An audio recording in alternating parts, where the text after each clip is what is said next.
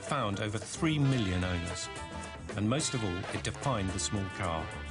It is the Fiat 500. The trouble with designing a small car is it's a bit like doing a Rubik's Cube.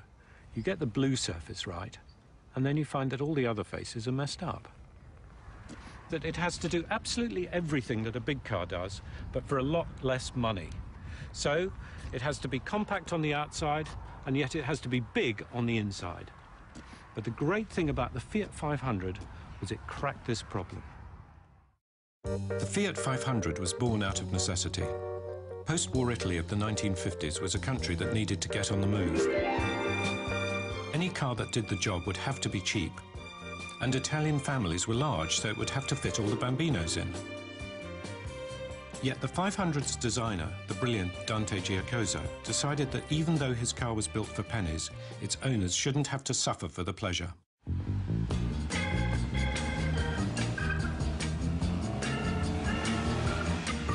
This car is clever, really clever. For example, the front suspension. It consists of just a single spring across the car rather than a pair. This isn't only cheaper, it's lighter as well. And that isn't some penny-pinching lash-up either. In fact, it's the technology that John Cooper used when he produced his brilliant post-war miniature racing cars. They say that there are 4 things that can go wrong with a Fiat 500. Mind you, there are only 4 things on a Fiat 500.